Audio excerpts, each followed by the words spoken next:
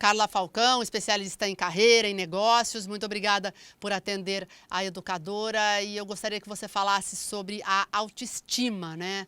Como é que isso pode fomentar o negócio, né? Que a gente tem aqui dentro da gente algo que a gente pode colocar em prática. Então, queria que você falasse sobre isso. Então, muito bacana estar falando com vocês hoje e trazendo esse tema, né? Autoestima e carreira, que muitas vezes a gente pensa que autoestima e carreira não estão conectados, que a autoestima só tem a ver com o valor que a pessoa dá para sua autoimagem. Mas aí que está o ponto. A autoestima, ela tem um componente que é fundamental no sucesso da tua carreira e da tua vida profissional, que é justamente o ponto de você ter confiança, de você saber tomar decisões e de você reconhecer aquilo que de melhor você tem. Porque quando você não reconhece as tuas habilidades, as tuas competências, por exemplo, você tem dificuldade em entregar tudo o que você precisa. Você tem dificuldade em fazer com que o time que você tem de profissionais trabalhe a favor de um objetivo. E isso impacta na tua produtividade. Então, por quê? Quanto melhor for a qualidade das tuas entregas, mais importante e mais significativo é o resultado que você traz. E aí a tua produtividade vai ser impactada pelo quê? Por tarefas que são procrastinadas, por decisões que levam muito tempo para ser tomadas e podem prejudicar o andamento do processo, por uma falta de confiança no sentido de inovar, de propor algo novo, de se propor uma solução diferente para um problema. E inovação, quer dizer, a falta de inovação, a procrastinação e a demora na tomada de decisão impactam na produtividade. Agora, como que a gente pode reconhecer as nossas habilidades, identificar algum talento que está escondido e que a gente nem sabe se tem? Eu sempre recomendo que a pessoa faça esse exercício de autorreflexão e autoconhecimento. Hoje, na internet, você é capaz de encontrar alguns testes comportamentais que têm versões gratuitas. Então, fazer essas reflexões, primeiro, de quem eu sou, para onde eu desejo ir, né, com meus objetivos de carreira e de vida, e o que eu tenho de melhor, ajudam muito nesse processo, tá? Mas também buscar lugares e oportunidades de fazer testes comportamentais, que te ajudam a identificar isso também. Ele te identifica tanto valores e forças, né, como o Via Charter, que a gente fala ali, o DISC, que é muito tradicional no mercado, e até, inclusive, testes sobre quais são teus sabotadores. Né? O que atrapalha a tua jornada. Então, tem muitos testes importantes e disponíveis aí para nos ajudar nesse processo. Carla, e qual que é a importância desse reconhecimento, não é? Para quem está começando a carreira novamente, para quem teve que se reinventar? É uma situação bastante comum as pessoas serem, por exemplo, desligadas de um projeto, ou porque o escopo da empresa mudou, o perfil do profissional que precisava é um pouco diferente do que você tem hoje, ou por uma reestruturação empresarial mesmo, né?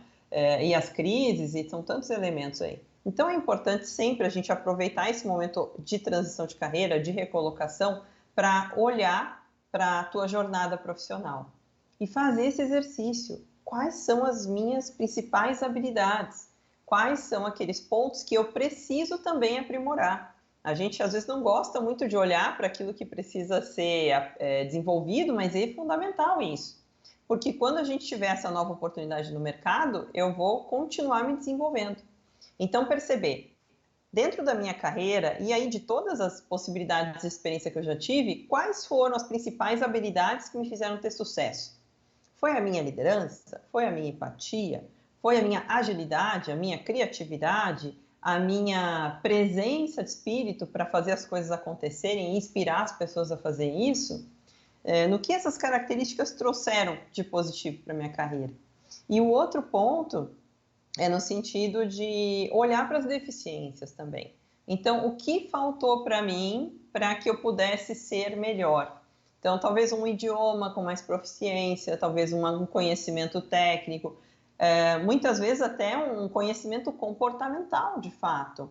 a minha timidez pode ter me prejudicado, a minha falta de comprometimento em algum momento da carreira em que eu não estava 100% presente. Então, é olhar para essas fragilidades e acolher elas, no sentido de reconhecer e dizer, ok, agora que eu entendi o que precisa ser melhorado, eu vou me transformar. E isso vai ser um fator de melhor desempenho lá na frente. Então, toda falha, todo momento de dificuldade na carreira é um grande momento de aprendizado, desde que a gente queira olhar para isso. E acho que todo ser humano tem aquela tendência de procrastinação, né? A gente demora para começar um projeto, deixa para segunda-feira. Como é que a gente lida com isso? Como evitar este mal, né, que todo mundo acaba tendo em algum momento da vida? Então, nesse caso é importante, primeiro, eu sempre recomendo, tarefas que precisam da tua entrega, que tem prioridade, você precisa colocar na tua lista vermelha piscando na sua frente. Faça uma lista de tarefas, deixe ela em evidência e saiba que se você não entregar ela no tempo necessário, vai trazer um prejuízo para você. Esse é o primeiro ponto. O segundo como que eu posso criar um ambiente que me ajuda a ter uma entrega mais rápida? Porque a gente sabe agora, né, com essa questão de pandemia, home office e todo mundo misturado em casa, tem um headhunter amigo que fala que é o all office, todos em casa, não é home office. Como que a gente consegue um cantinho, um espaço que me dê mais ambiente para eu entregar o que eu preciso? Para eu me concentrar, mesmo que sejam 2, 3 horas somente de concentração e foco total, sem distrações, para poder tirar aquilo que é mais importante. E depois, ao longo do dia, eu até vou encaixando as outras atividades com as coisas da casa, com a interação com os filhos, com o marido. Mas é importante ter essa lista de prioridades e ter esse espaço de... Eu estou brincando comigo, chamando isso de solitária.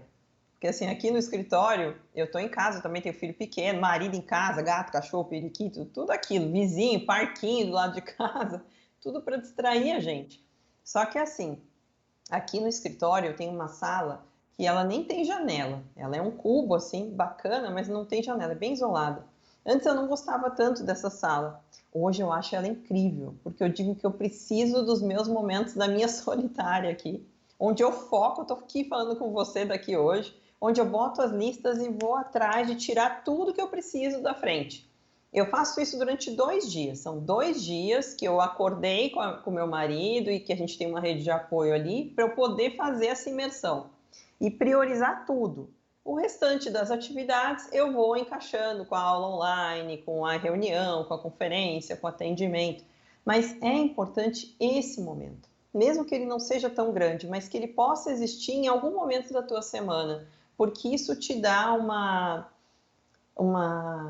um direcionamento, né? Te dá mais foco para produzir. Para mim tem sido uma boa experiência. Carla, e quando a gente cumpre as metas que a gente planejou, isso ajuda na autoestima, né? No nosso convívio, até com as pessoas, né? Aquilo que a gente está sentindo e evita justamente a procrastinação, né? Perfeito, porque a nossa autoestima, ela é muito importante, a construção dela, a maior parte é na infância, mas durante a vida toda a gente vai reforçando ela. E como que a gente reforça ela? Assim, fazendo as entregas, atingindo pequenas metas, pequenos objetivos.